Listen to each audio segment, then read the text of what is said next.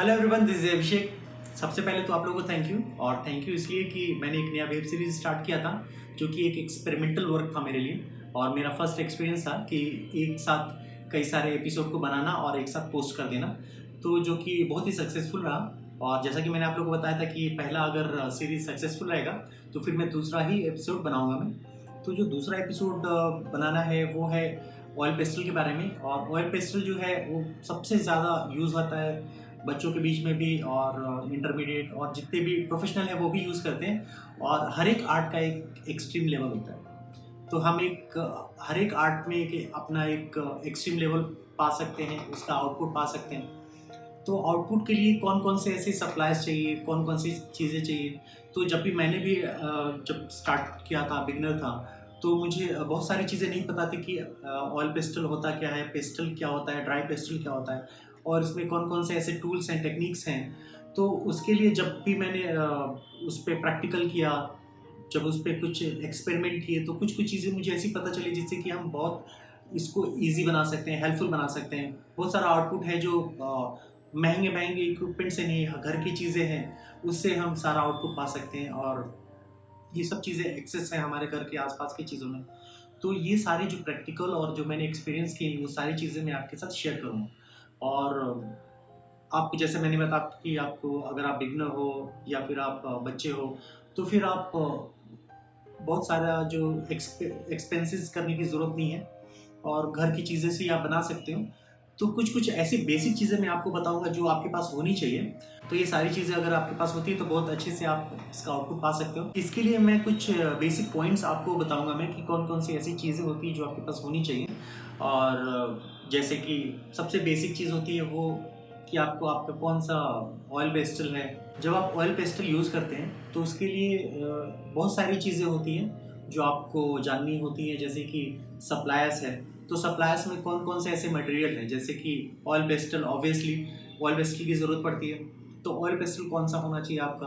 तो oil pastel के बाद पेपर जिस पे आप बनाते हैं ऑयल पेस्टल, क्योंकि सारे पेपर पे ऑयल पेस्टल काम नहीं करते। अगर काम करते भी हैं तो आपको बहुत सारी चीज़ों का प्रॉब्लम फेस करना पड़ता है। तो वो सारे प्रॉब्लम फेस ना करना पड़े उसके बारे में भी बताऊंगा मैं आपको। तो पहला हो गया ऑयल पेस्टल, दूसरा पेपर, और तीसरा जो हो गया कि जब भी आप ऑयल पेस्टल करते हैं तो आपको हाईलाइट देने की ज़रूरत पड़ती है। जब भी उसमें भी मैं आपको बताऊंगा कि लाइट सोर्स आप कैसे दे सकते हो, शेडो कैसे क्रिएट कर सकते हो। तो ऑयल पेस्टल जो ऐसा सरफेस होता है, जब आप ऑयल पेस्टल कर लेते हो तो बहुत सारी चीज़ें उस पर नहीं चल पाती। स्केच पेन कभी कभी नहीं चल पाती हैं, मार्कर्स नहीं चल पाते हैं। तो कौन कौन से ऐसे मार्कर्स हैं जो उस पर हाईलाइट का काम करेंगे, जो उसका डार्क करने का काम करेंगे। तो जैसे कि सबसे पहले मैं आपको बताता हूँ कि ऑयल पेस्टल, तो जो सबसे फ्रिक्वेंट यूज़ किया है मैंने वो है कैमलिन का यूज़ किया मैंने ऑयल पेस्टल। तो ये मैंने 50 कलर्स का है वो यूज़ किया है। डॉम्स के भी आते हैं, फेबर कैसल के भी आते हैं। तो आगे मैं आपका कंपैरिजन भी बताऊंगा इसका। और जैसा कि मैंने आपको बताया, सेकंड की पेपर क्वालिटी का भी होना बहुत ज़रूरी है। तो बेसिकली हम लोग जब स्टार्ट करते हैं तो प्रिंट पेपर का बहुत यूज़ करते हैं। प्रिंट पेपर का भी यूज़ कर सकते हैं, लेकिन उसमें बहुत स्ट्रगल करना पड़ेगा ब्लेंडिंग करने के लिए, क्योंकि ऑयल पेस्टल जब भी हम करते हैं तो उसमें ब्लेंडिंग टेक्निक जो होती है ना, वो उससे ही आपको रियलिस्टिक इफेक्ट आता है। या फिर आप कोई भी एक कलर, दो कलर, तीन कलर, चार कलर ब्लेंड करते हैं तो उसमें आपको पेपर क्वालिटी का भी होना ज़रूरी होता है, क्योंकि उसका अगर हेल्प नहीं मिलेगा आपको तो आप जितना भी ब्लेंड करेंगे तो ब्लेंड अच्छे से नहीं हो पाएगा। तो उसके लिए मैंने दो तरह के पेपर आते हैं मार्केट में, एक है रफ पेपर और एक होता है प्लेन पेपर। तो मैंने दोनों ही यूज़ किए। एक ब्रोस्टो का है, एक है बिल्कुल ही स्मूथ पेपर है, और एक है जो वाटर कलर के लिए भी यूज़ होता है, और ये है रफ पेज है। तो इन दोनों का यूज़ करके हम देखेंगे। और जैसा कि मैंने आपको बताया था, जब भी हम ऑयल पेस्टल करते हैं तो हमें हाईलाइट देना होता है। जब भी कोई स्पेकुलर होता है, स्पेकुलर मीन्स कि जब भी कोई लाइट जहाँ पे हिट करती है तो वहाँ पे अगर हम नहीं देंगे तो रियलिस्टिक इफेक्ट नहीं आता है। तो उसके लिए कौन सी चीज़ें हैं, जैसे कि मोस्टली मैं यूज़ करता हूँ, तो ये एक एक्रेलिक कलर है जिसको आप ब्रश की यूज़ से आप यूज़ कर सकते हैं हाईलाइट देने के लिए। और कहाँ पे हाईलाइट देना है आपको मैं वो भी बताऊँगा अगली क्लास में। और दूसरा जो है, जब भी आप नाइट का सीन बनाते हैं, इवनिंग का सीन बनाते हैं, तो आपको स्टार्स बनाने की ज़रूरत पड़ती है। तो आप एक्रेलिक कलर का भी यूज़ कर सकते हैं। और एक ये जो सबसे ज़्यादा यूज़फुल है वो है आपको करेक्शन पेन, जो सारे स्टूडेंट के पास भी होता है। तो ये यूज़ कर सकते हैं आप। और कहीं कहीं हाईलाइट देने की ज़रूरत होती है तो आप ग्लास मार्किंग पेंसिल है, ये भी यूज़ कर सकते हैं। और सकुरा का एक जेल पेन है वाइट कलर का, ये भी आप यूज़ कर सकते हैं। तो ये कुछ चीज़ें जो मैंने आपको बताया ये ऑयल पेस्टल पे काम करते हैं, नहीं तो बहुत सारे ऐसे स्केच पेन है, पेंसिल हैं जो काम नहीं करते हैं। तो ये तो मैंने अभी बात की हाईलाइट देने के लिए। और इसके अलावा जो है डार्क, कुछ चीज़ों को डार्क पोर्शन को डार्क करने के लिए, क्योंकि ऑयल पेस्टल का जो डार्कनेस है कभी कभी आपको शार्प डार्क की ज़रूरत पड़ती है। तो उस टाइम पे आपको कौन कौन सी चीज़ों की ज़रूरत पड़ेगी, जैसे कि ग्रेफाइट पेंसिल है। ग्रेफाइट पेंसिल में कई तरह के होते हैं, फेबर कैसल का है, कैमलिन का है। तो ये जो पेंसिल है ये आपके यूज़ में आ जाएंगे और इसका आप 6B 8B 10B 12B use कर सकते हैं। और उसके अलावा जो है एक मैंने यूज़ किया रिसेंटली जो मुझे बहुत पसंद आया, फेबर कैसल का इको पिगमेंट पेन है, जो बहुत अच्छे से मैंने प्रैक्टिकल करके देखा हुआ है। तो ये आप इसको यूज़ कर सकते हैं आप हाईलाइट देने के लिए।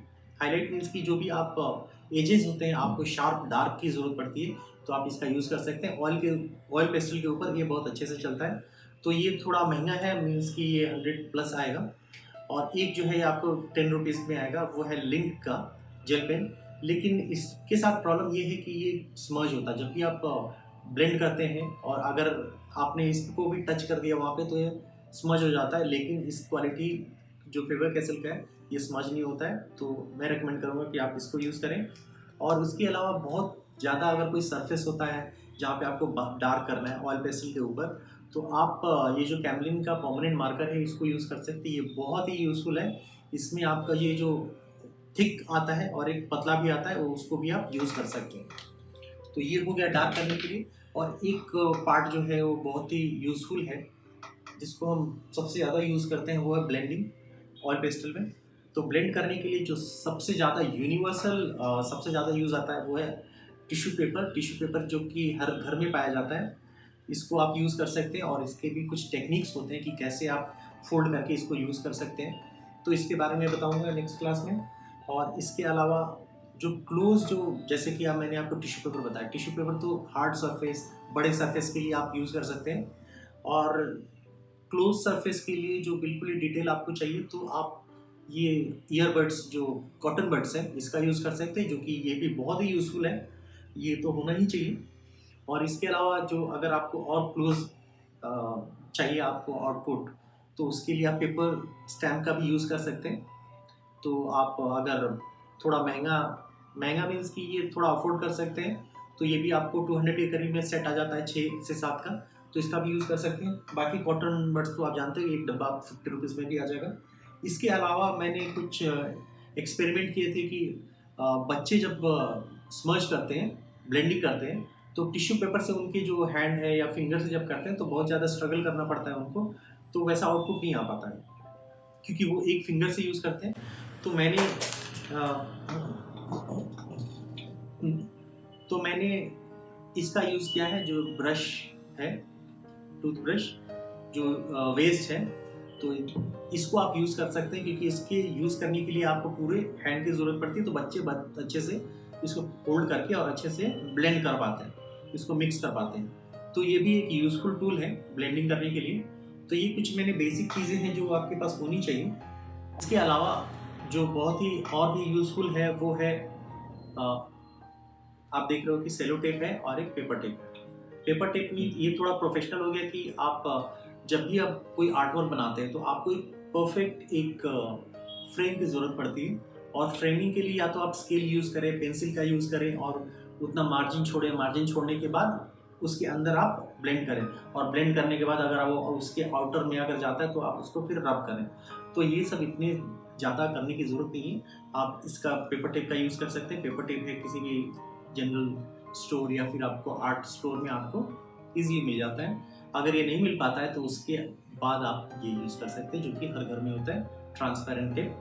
इसको भी यूज़ करने का एक तरीका है, डायरेक्ट हम अप्लाई नहीं करते थे पेपर पे, वरना पेपर खराब हो जाता है, आर्ट वर्क खराब हो जाता है। तो इसके लिए भी मैंने एक टेक्निक बनाया, आप उसको देख सकते हैं जो आगे की क्लासेस में मिलेगा। तो ये भी यूज़फुल है, तो इसको भी आप यूज़ करेंगे हम आगे की क्लासेस में। तो ये कुछ चीज़ें हुई जो बेसिक चीज़ें जो आपको यूज़ में आने वाली हैं। और ये अगर आप चीज़ों को आप यूज़ करते हैं, ये टेक्निक का यूज़ करते हैं, तो आपका जो वे ऑफ ड्राइंग है ऑयल पेस्टल का वो बिल्कुल ही चेंज हो जाएगा, आपका आउटपुट भी चेंज होगा और सबसे बड़ी बात आपका टाइम सेव होगा। तो ये कुछ चीज़ें हैं जो आपको ध्यान में रखनी पड़ेंगी। तो ये था हमारा पहला इंट्रोडक्शन क्लास सप्लायर्स के बारे में। तो आपका बहुत सारे डाउट क्लियर हो चुके होंगे। तो अब नेक्स्ट क्लास में हम बात करेंगे कि पेपर पे कैसे चलता है ऑयल पेस्टल, ब्लेंडिंग कैसे करते हैं, पेपर टिप का यूज़ कैसे करते हैं, हाईलाइट कैसे देते हैं, डार्क पोर्शन को उसको कैसे रखते हैं। और उन सबसे बड़ी बात एक और कि जब भी आप ऑयल पेस्टल यूज़ करते हैं तो पेपर अगर पतला है तो क्या होता है कि एक के ऊपर अगर आप रखते हैं तो फिर वो खराब होने लगता है, क्योंकि ऑयल पेस्टल जो है वो जो अपना कलर छोड़ता है दूसरे पेपर पे लगता है। तो इसके लिए उसको हम सेव कैसे करेंगे उसके बारे में भी बताने वाला हूँ, जो इस सीरीज़ का जो सबसे लास्ट एपिसोड होगा उसमें सेव कैसे करें। तो ये मेरा एक कैटेगरी होगा हर एक क्लास का। तो ये सारे एपिसोड एक साथ मिलने वाले हैं आपको। तो होपफुली आप लोग को ये पसंद आएगा। अगर आपने चैनल सब्सक्राइब नहीं किया तो प्लीज़ सब्सक्राइब करें, क्योंकि आगे आने वाले बहुत सारे ऐसे सीरीज़ हैं जो आपको बहुत ही हेल्पफुल होगा।